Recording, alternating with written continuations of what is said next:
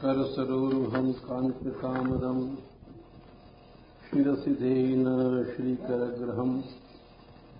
वृष्णि वंश का इतिहास गोपियां बता रही थी श्री कृष्ण को। वृष्णि धूर्य के ऊपर आचार्यों ने लिखा कि आपके तो वंश में 10-10 हजार स्त्रियां रहीं राजा शशि बिंदु के, ये वृष्णि वंश में हुए। इसलिए बहुनायकत्व आपके लिए परंपरा के अनुसार है यदुवंश के।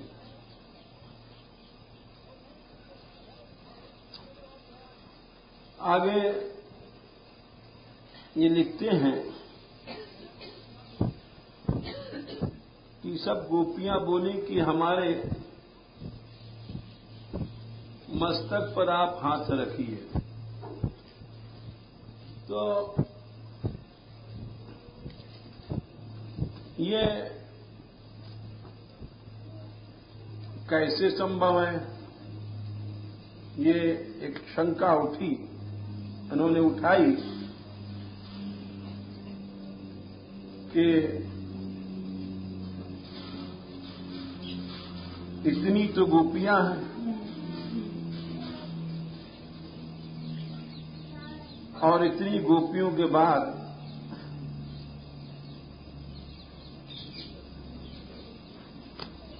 श्री कृष्ण एक हैं। तो ऐसी स्थिति में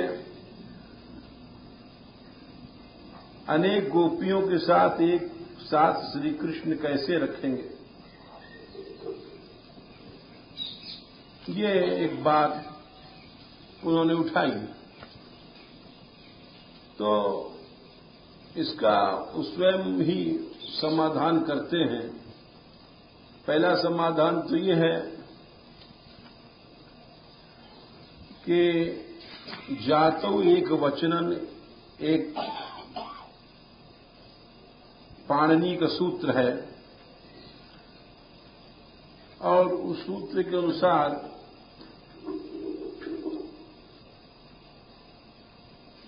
एक वचन प्रयोग किया गया।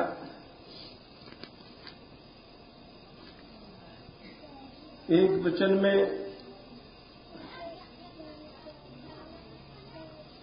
अनंत गोपियां हैं, उनका सबका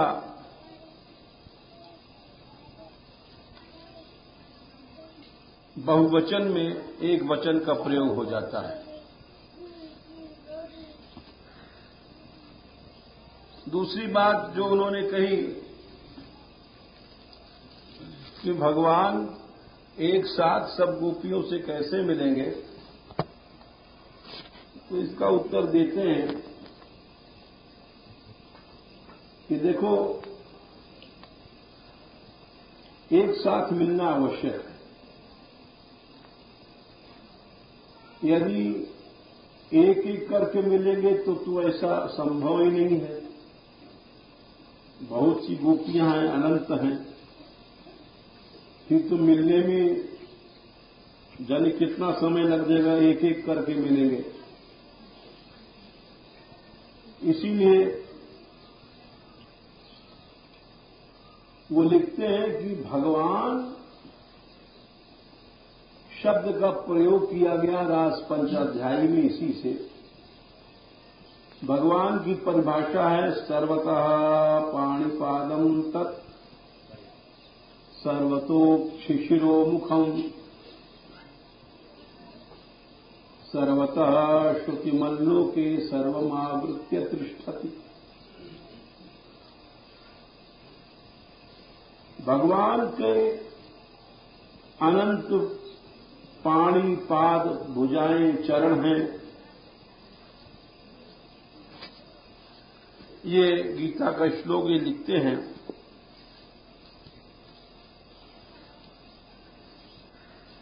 कि और वे सब एक ही श्री कृष्ण के रूप हैं। जैसे रासोत्सव में जब रासलीला शुरू भई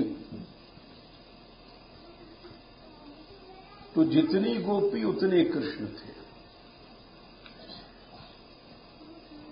जिससे कि किसी के हृदय में अभाव न उत्पन्न हो कि उसके साथ नृत्य कर रहे हैं, हमारे साथ नहीं।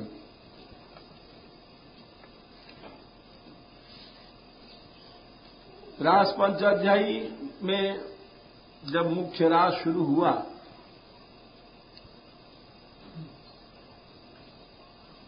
तो लिखते हैं दत्रारभत गोविंदो रास क्रीडामनुव्रतैः स्त्रीरत्नैः रन्वितैः प्रीतैः अन्योन्याबद्ध बाहुभिः। रासलीला जब शुरू हुई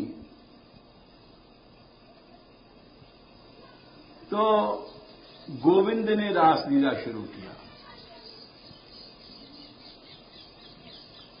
गोविंद शब्द का प्रयोग किया गया। क्यों? अरे गोपी, अनंत गोपी हैं। गो माने अपनी इंद्रियों से वे कृष्ण रस पिएंगे। गो माने होता है इंद्रियां, और गोविंद माने क्या होता है? गोविंद माने होता है कि जो गो माने अनंत इंद्रियों की रक्षा करते हैं, विंदत, रक्षा करते हैं। कैसे रक्षा करते हैं? रसदान के द्वारा। हम लोगों की इंद्रियां हम लोगों का विनाश कर रही हैं, क्योंकि बहिर्मुख हैं हम लोग। ये माया का विष फल खा रहे हैं। सूरदास जी लिखते हैं अचंभो इन लोगन को आवे। इस दुनिया में सब लोग समझदार बनते हैं। कोई ऑफिसर बन गया, कोई कलेक्टर बन गया, कोई मिनिस्टर बन गया, बड़ा नाम हो गया, किसी ने पैसा पैदा कर लिया। तो सूरदास जी कहते हैं बड़े आश्चर्य की बात है, जो जितना जहर पीता है उसका इस दुनिया में उतना ही नाम होता है। अचंभो इन लोगन को आवे। अरे इन लोगों पर हमें अचंभा आता है कि छाणे कृष्ण नाम अमृत फल और माया विष फल भावे। कृष्ण नाम अमृत को छोड़ करके ये माया जो जहर है, इसको जो जितना पी लेता है उसको दुनिया में उतना होशियार माना जाता है। भाई उसने 50 लाख पैदा किया, बड़ा नाम होता है, और यही चर्चा 24 घंटे होती है। अब क्या किया जाए? इसी को संसार कहते हैं महान मूर्खों का जो समुदाय इकट्ठा हो गया। इनको अकलमंद माना जाता है। अचंभो इन लोगन को आवे। आश्चर्य है। पगतर जरत न जाने मूरख मस्कुर में, और घर तर घूर बुझावे। पांव के नीचे आग लग रही है और अपने पांव के नीचे की आग को न देख करके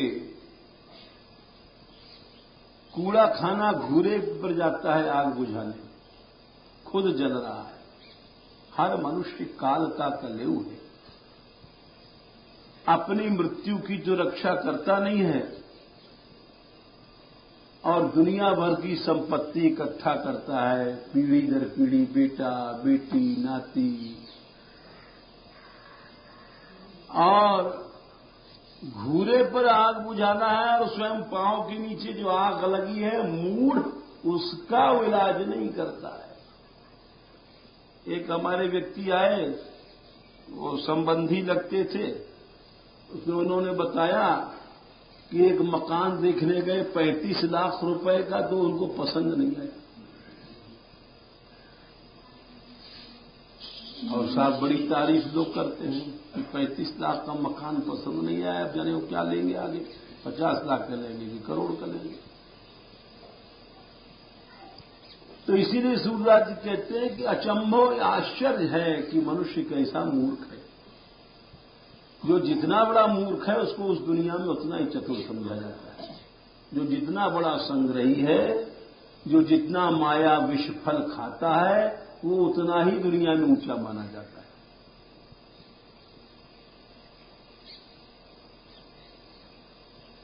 अचंभो इन लोगन को आवे, छाणे कृष्ण नाम अमृत फल, माया विष फल खावे।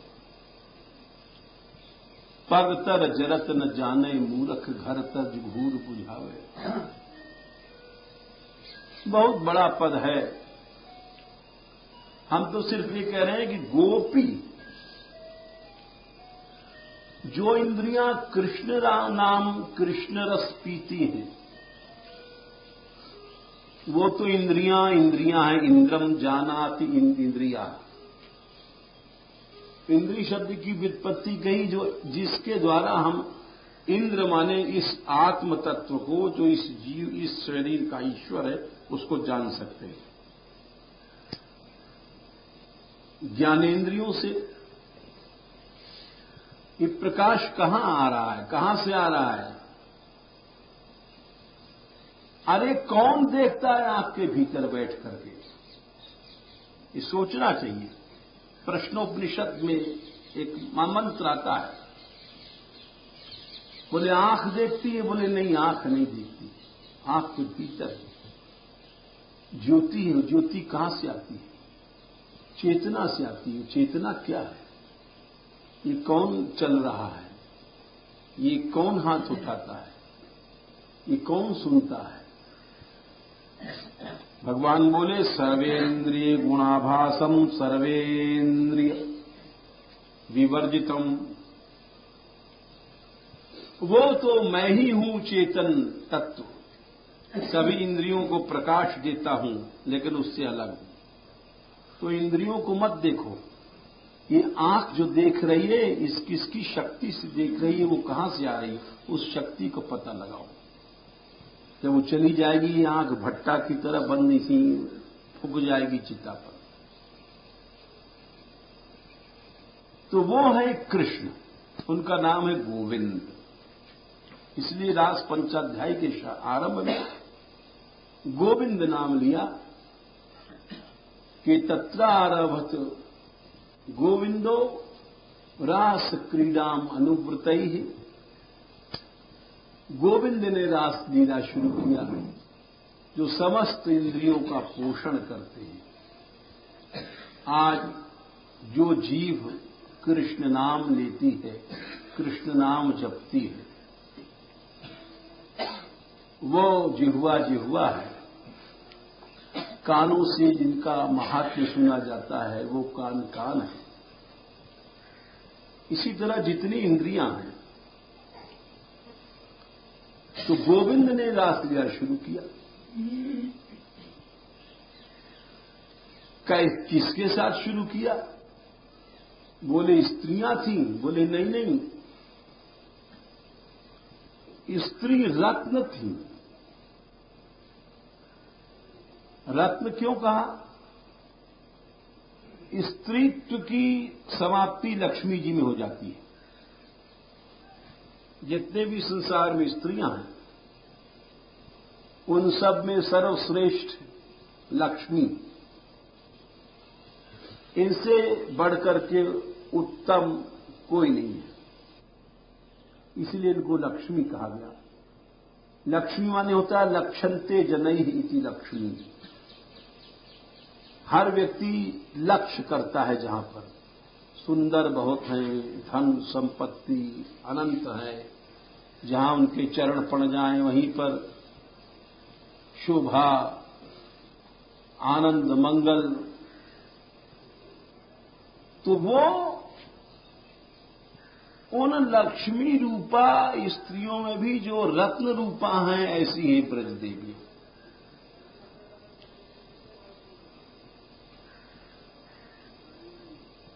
उनमें भी जो रत्न रूपा हैं, क्यों रत्न क्यों कहा सुखदेव जी ने?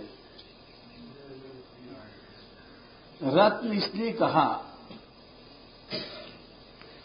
कि रत्न तो लक्ष्मी जी भी हैं,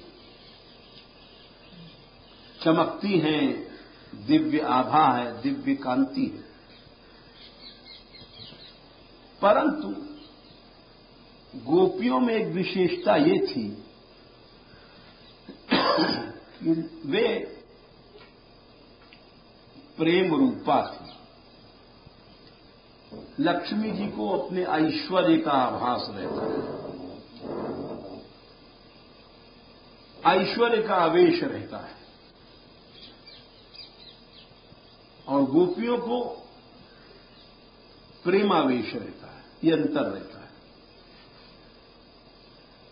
एक बहुत बड़ा अंतर है। लक्ष्मी जहां भी जाती हैं वहां ऐश्वर्य छा जाएगा चारों ओर, बिना ऐश्वर्य के नहीं रह सकती।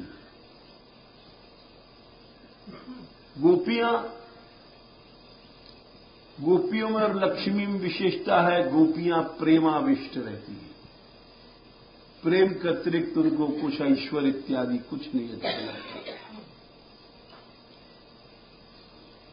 ऐसी है गोपियां, यानी श्री जी की सहचरियां, जिनके लिए कहा गया लक्ष्मी कोटि विलक्ष लक्षण लसल लीला किशोरी शतई। कोटि कोटि लक्ष्मियों से भी विलक्षण लक्षण वाली प्रेम की शोभा से युक्त ऐसी किशोरी शतई, सैकड़ों सहचरियां जिनकी सेवा करती हैं। इसीलिए रास पंचाध्यायी के आरंभ में स्त्री रत्नई के साथ अन्वितई और लगा दिया गया। तत्रारभत गोविंदो रास क्रीडाम अनुव्रतई, अनुव्रत लगाया। अनुव्रत माने कि अनु माने पीछे, कृष्ण के आनंद के पीछे जिनका आनंद है, अपना निजी आनंद कुछ नहीं है। लक्ष्मी जी का तो एक बार प्रकरण ऐसा मिलता है, उन्होंने नारायण को शाप दे दिया, जाओ तुम्हारा मस्तक कट जाए, और विष्णु का मस्तक अलग हो। क्यों? कि कथा इस तरह से आती है कि एक बार लक्ष्मी जी बैठी थी, नारायण उनकी शोभा को देख के मुस्कुराने लग गए। सुंदर तो ही है, परंतु हमने पहले कहा कि ऐश्वर्य आवेश रहता है उनमें, और गोपियों में प्रेमावेश रहता है। तो उन्होंने सोचा कि नारायण हमारी हंसी कर रहे हैं, हमको कुरूप समझ रहे हैं, ये हंसे तो हंसे, हंसे क्यों? तो उन्होंने कहा जाओ तुम मस्तक रहित हो जाओ।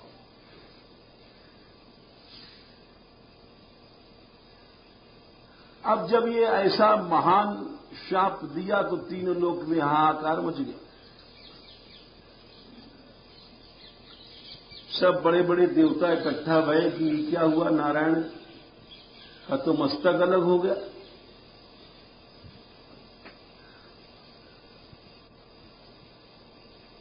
तो ब्रह्मा आदि देवताओं ने कहा कि ये भगवान की इच्छा से हुआ है। हयग्रीव ने तपस्या किया था, एक राक्षस था, अजर अमर होने के लिए तो अजर अमर तो वरदान नहीं मिला। ये मिला कि मैं अपने द्वारा, अपने स्वरूप के द्वारा हमारी मृत्यु हो। उसे सोचा कि वो कौन आदमी अपने आप को मारेगा। हाय माने घोड़ा की तरह उसकी गर्दन थी, इतना जितना ऊपर सिर था सब घोड़े का, बाकी वैसा था। तो ब्रह्मादि देवताओं ने कहा कि तुम लोग घबराओ नहीं, ये नारायण का जो मस्तक अलग हुआ है, शाप जो दिया गया है लक्ष्मी जी का, उनकी इच्छा से हुआ है। अब तुम इस दिशा में जाओ, पूरब दिशा में, और घोड़ा मिलेगा, उसका सिर काट के लगा दो। तो घोड़ा को सिर काट के ला के लगाया गया। अब वो भी हयग्रीव बन गए, नारायण भी। अब हयग्रीव जाके हयग्रीव को मार दो। अब भाई जैसा वरदान है, बड़ा हो आदमी अक्लमंद बनता है। अपने को हर आदमी ऐसा अक्लमंद बनता है कि खूब पैसा इकट्ठा कर लें और खूब मकान बना लें, कर लें, मौज कर लें, और खूब बढ़िया बढ़िया भोजन कर लें, पुष्ट हैं, मरे नहीं, जीव मौज बने रहे। करता है, और करते करते करते करते जाने कितने हम लोगों को युग बीत गए, जन्म बीत गए, कभी कोई इच्छा पूरी नहीं की। जब समय पर आया तो काल जैसे सर्प मेढक को लप से चाट लेता है, वो सब चाट लेता है, और सब होशियारी उसकी धन संपत्ति, दवाई दारू गोली गंडा मकान जमीन जायदाद कुटुंब कुंबा सब धरा ले जाता है। तो इसीलिए हयग्रीव के लिए शाप दिया। तो शाप जो दिया तो लक्ष्मी को आवेश था ईश्वरी का। ऐसी सब बातें यहां नहीं है। गोपियों के बारे में लिखा, अनुव्रत ही, जो सदा श्री कृष्ण के सुख के पीछे जिनका सुख रहता है, ऐसी प्रेम रूपा है। स्त्री रत्नई रन्वितई प्रीतई। अब उन गोपियों का सम्मान करने के लिए श्री कृष्ण ने जितनी गोपी उतने रूप बनाए। कितना बड़ा सम्मान। रासोत्सव संप्रवृत्तो गोपी मंडल मंडिता योगेश्वरेण कृष्णेन तासाम मध्ये द्वयोर्द्वयोः प्रविष्टेन गृहीतानां कंठे यम निकटस्त्रिय यम मन्येरन।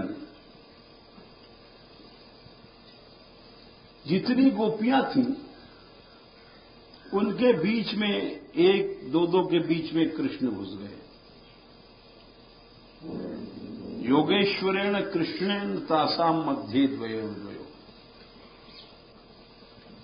इसीलिए अब सबके सिर पर एक साथ हाथ रख सकते हैं, क्योंकि उनके अपने रूप हैं। ये बात सब जगह है भगवत लीला में। जैसे दो उदाहरण और देते हैं। रामावतार से उदाहरण ले लीजिए।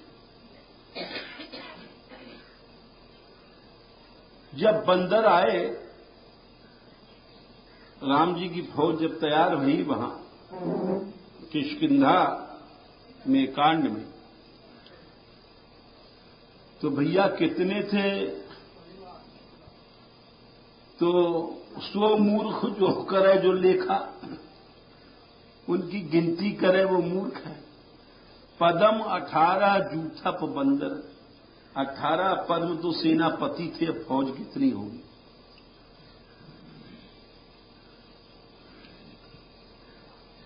महादेव जी बोले पार्वती जी से, पार्वती जी बोली कि आखिर महाराज कुछ तो बताओ, बंदर कितने थे? तो महादेव जी बोले कि बानर कटक उमा मैं देखा, मैंने जो बंदर देखे, और सो मूर्ख जो करन चह लेखा। बोले वो गिनती करे वो तो मूर्ख ही। बोले अरे अगणित थे, हाँ। और सब आया करके आई राम पद नावहि माथा, निरख बदन सब होई सनाथा। आया के भगवान के मस्तक पर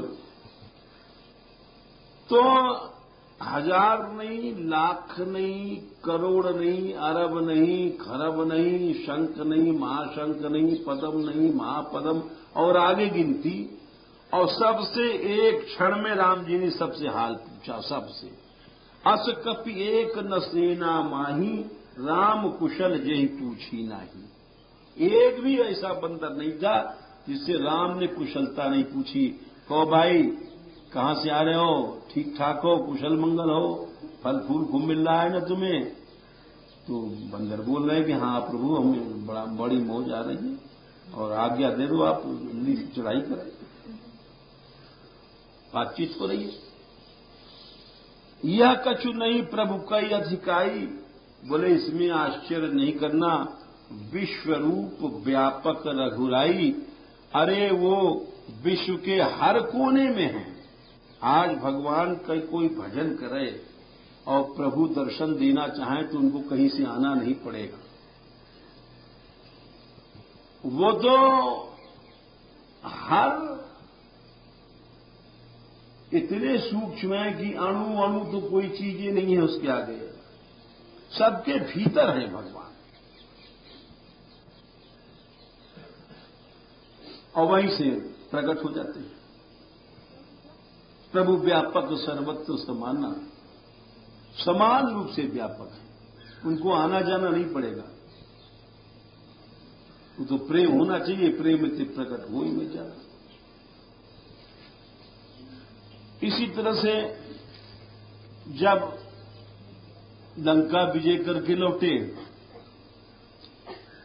तो सारे अयोध्या वाले चाहते थे कि पहले हमसे प्रभु बात करें, वो सखा कहें हमसे बात करें, और जितने नौकर चाकर हो कहें हमसे बात करें। कुटुंबी परिवारी जन जो थे राजमहल के, वो सोचते थे पहले हमसे आके मिलें। हर सोचता है आदमी हमारा प्रेम बहुत है।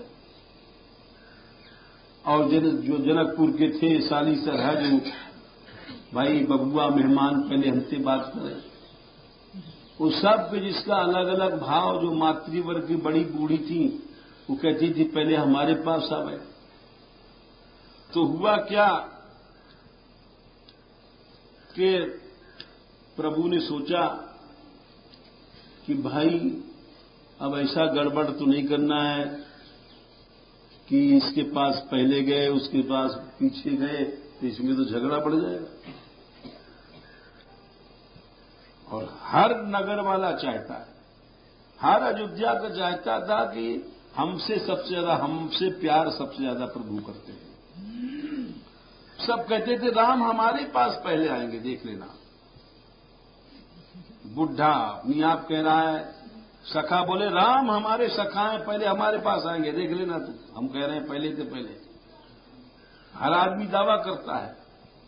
प्रभु बिलो की हर्षे पुरवासी, वो उतरे साहब वो पुष्पक विमान से, और जनित वियोग विपत्ति सब नासी, प्रेमातुर सब लोग निहारी, कौतुक कीन कृपाल खरारी, अमित रूप प्रगटे ते ही काला।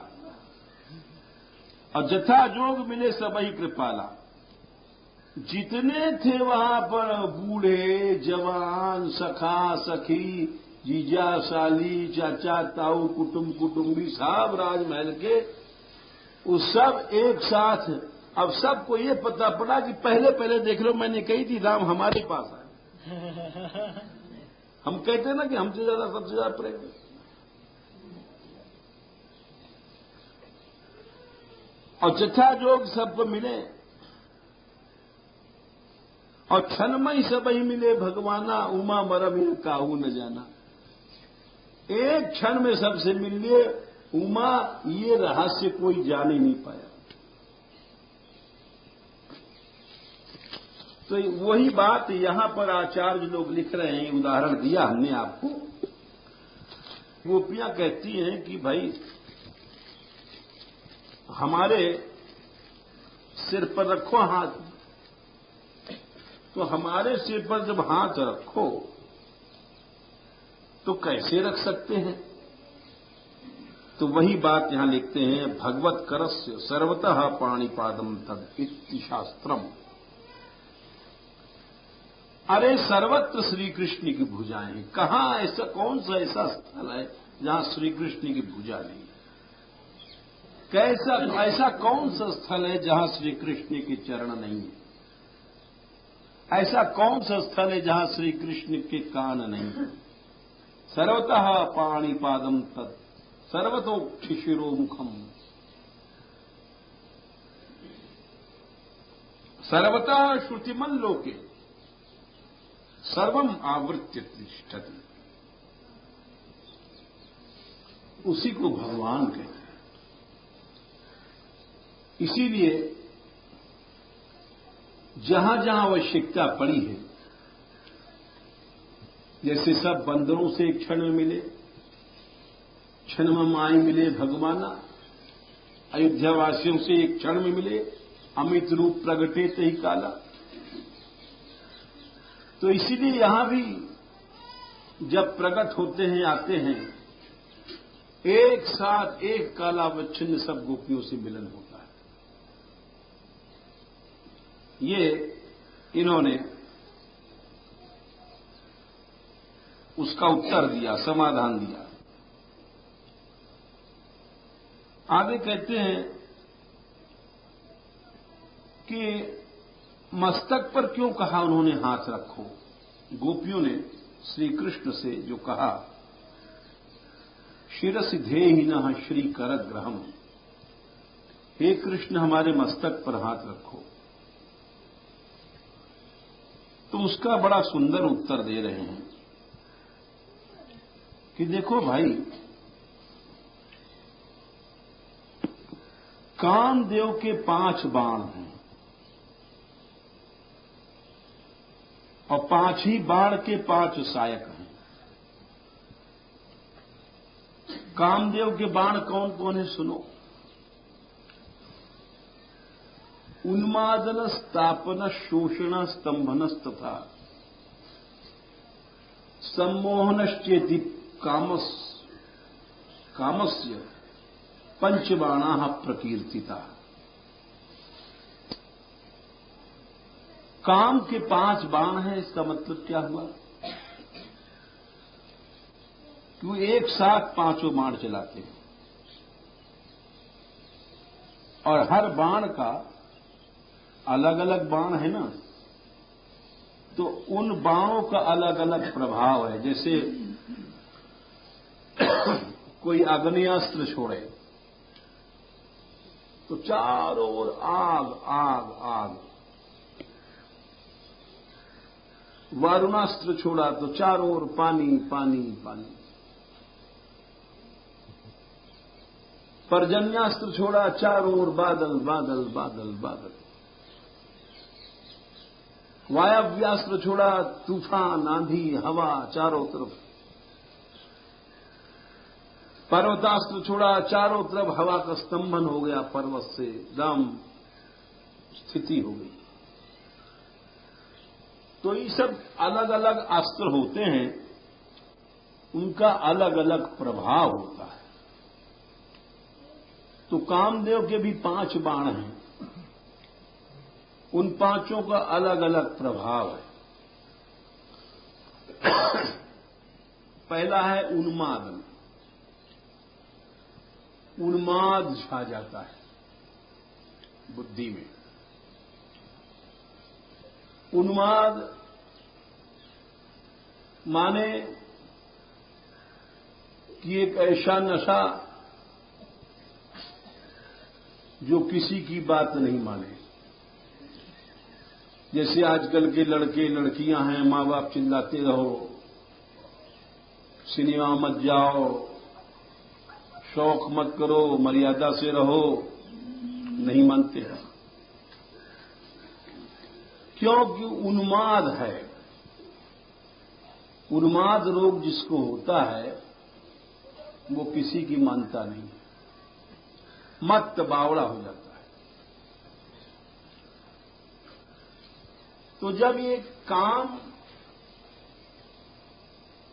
का विकार आता है तो उन्माद आ जाएगा, शास्त्र की नहीं मानेगा, गुरु गोविंद किसी की नहीं मानता है।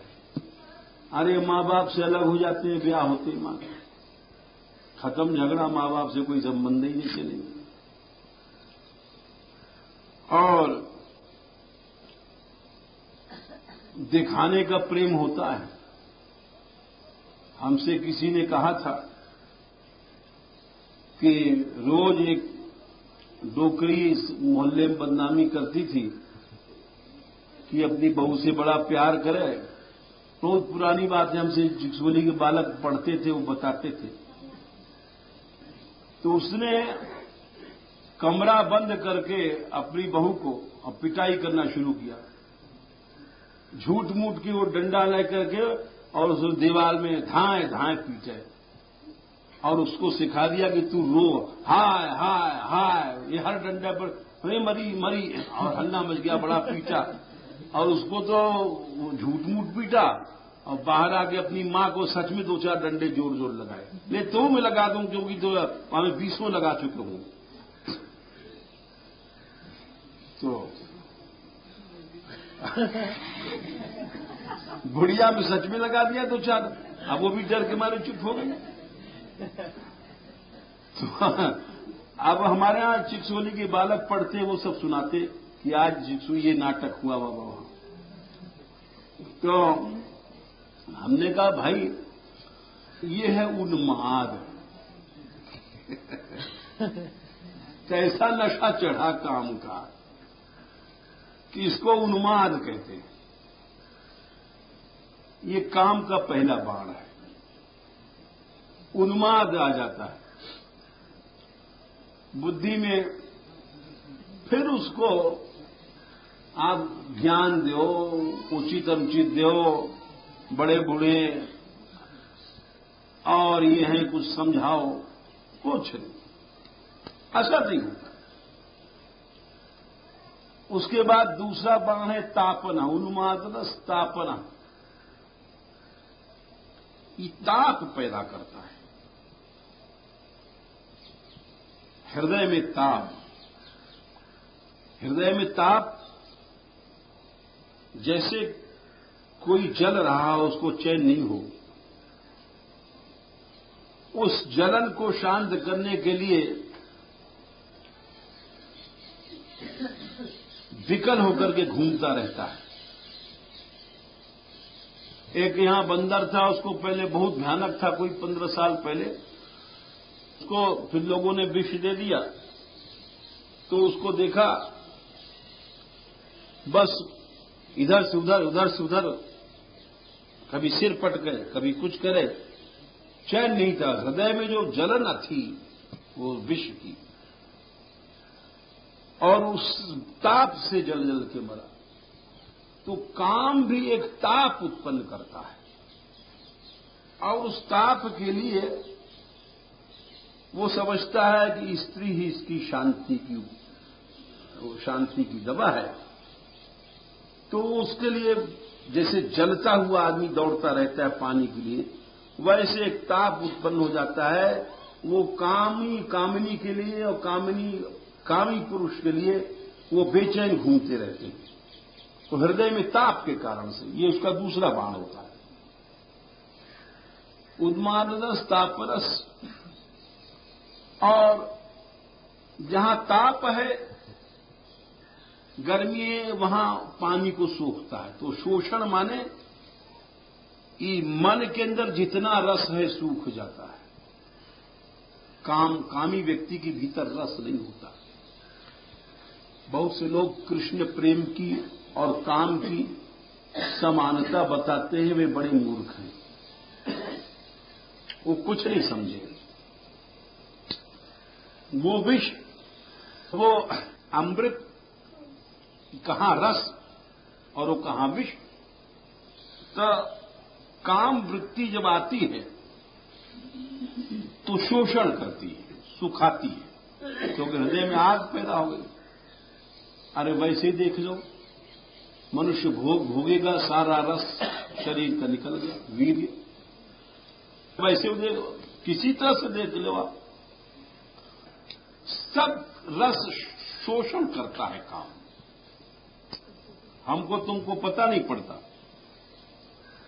प्रहलाद जी ने कहा है, इंद्रियाणि मनो बुद्धि रस्या इंद्रियाणि मनो बुद्धिरात्मा धर्मो धृतिर्मृति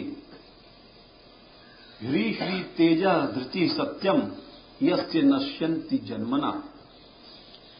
हृदय में इच्छा के आते ही, काम के आते ही ये सब रस सूख जाता है। इंद्रियों का रस सूख जाता है, मन का, प्राण का,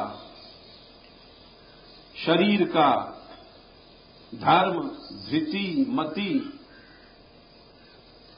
ये सब सूख जाता है। तो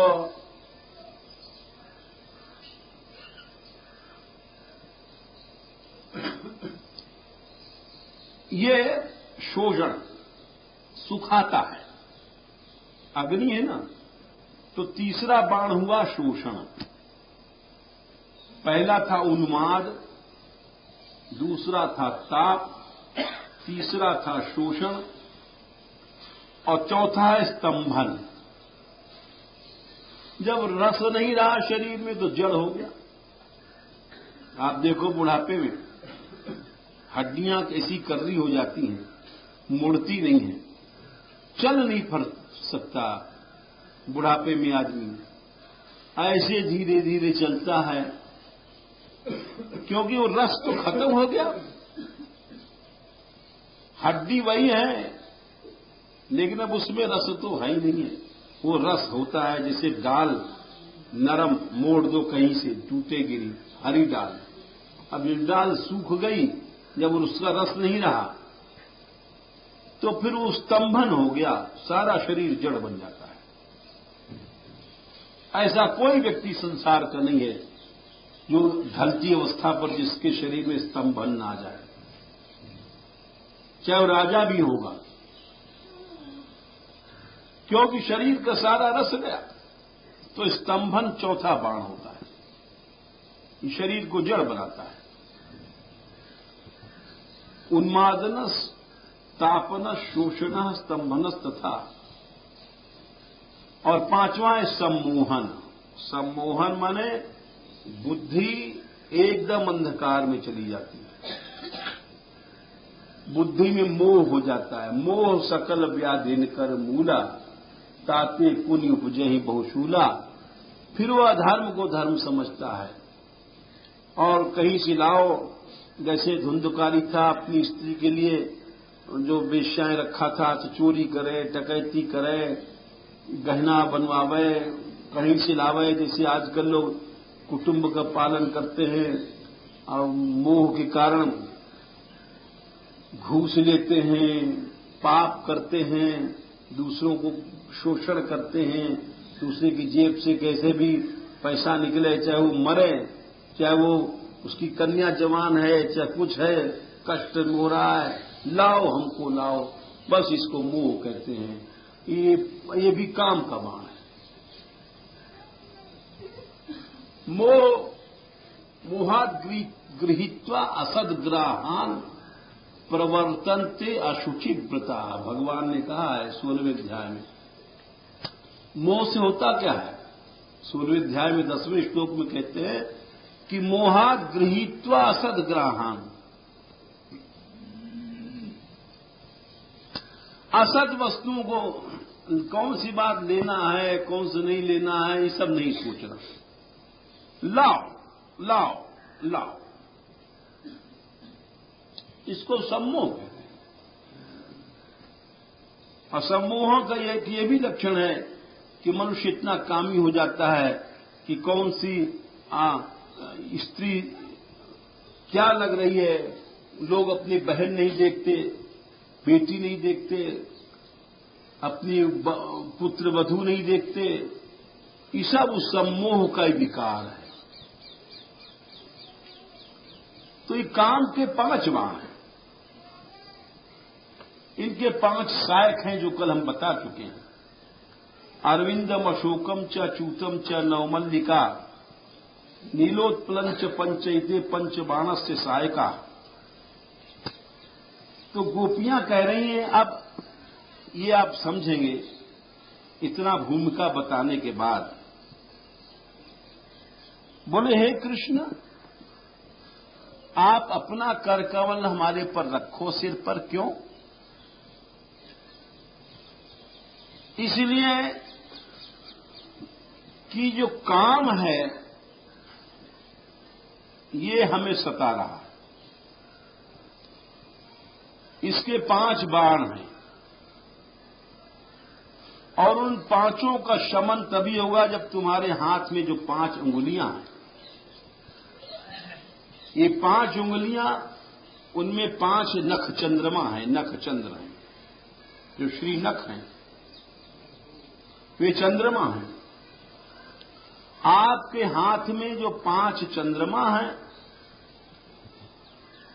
उन उंगलियों को जिनमें कि चंद्रमा है आप हमारे पर रखोगे तो जितने 5 बाण काम का इसका शमन हो जाएगा। ये भाव बताते हैं, लिखते हैं आचार्य। अब इनका सुनिए कि हे कृष्ण,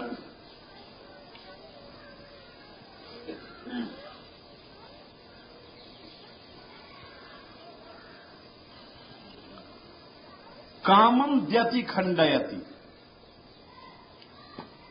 आप प्राकृत काम का नाश कर देते हैं। जिसको श्री कृष्ण इच्छा हो जाती है युगल सरकार से प्रेम, उसकी पहचान है कि अन्य जितने भी संसार की कामनाएं हैं, कार्य हैं, वो खत्म हो गए। संसार के सभी कामों से वो स्तंभन हो गया। आन काम सो उपजो आलस, निस्दिन लगी रहे यह लालस। आन जितने भी सांसारिक अन्य कामनाएं हैं वे खत्म हो गई। ये कृष्ण कामना का एक सबसे बड़ा फल है कि यदि कृष्ण इच्छा हमारे अंदर आ गई तो आन कार्य जितने भी अन्य वस्तुएं हैं, अन्य कार्य हैं, अन्य कामनाएं, वे खत्म हो गई।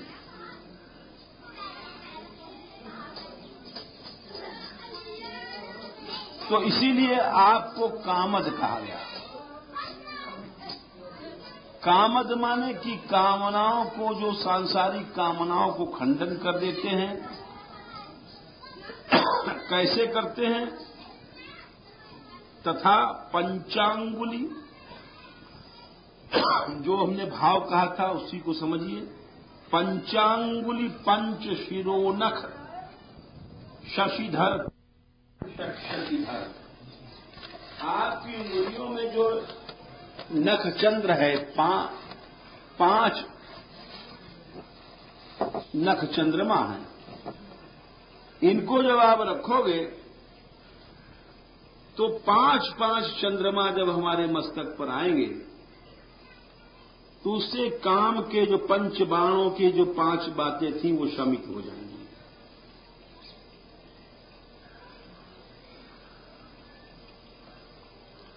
और कामद ज्वर हरण करणम न दुष्करम,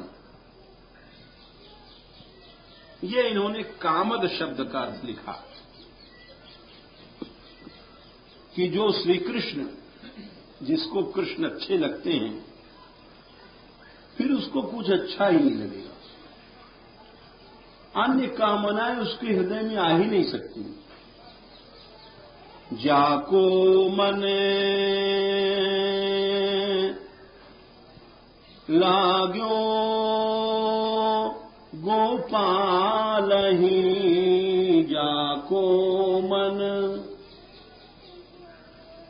ताही और क्यों भावे हो रे, जाको मन। अन्य इच्छाएं, अन्य कामनाएं प्राकृत हैं तो वो राधा कृष्ण प्रेमी नहीं है। यस्या स्फूर्जत पदनखमणि ज्योतिरेक छटाया, राधिका रानी के जब रस जहां जिसके पास है, अब वो ये हगनी पदनी गधैया उसी पुरुष स्त्रियों पर मोहित हो जाए तो कहते हैं वो राधिका रानी का रसिक नहीं। यस्याह स्फूर्जद पदनखमणि ज्योतिरेक छटाया, जिनके श्री चरण राधिका रानी के चरण में जो नखमणि है, वही जैसे हम अब श्री कृष्ण के हाथों में बता रहे हैं, वैसे लाडली जी के जो पद में नखमणियां हैं, उनकी अनंत किरणों में एक भी किरण किसी के हृदय में अगर आ जाए, अब सोचो आप, सांद्र प्रेमामृत रस महा सिंधु कोटेर विलास, सच्चा प्रेम, सांद्र माने घनीभूत प्रेम, कि करोड़ों करोड़ों समुद्र उसके हृदय में लहराने लग जाते हैं।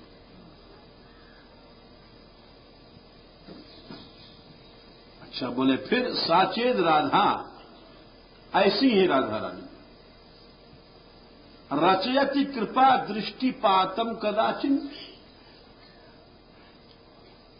यदि किसी समय अपनी कृपा दृष्टि फेंक दे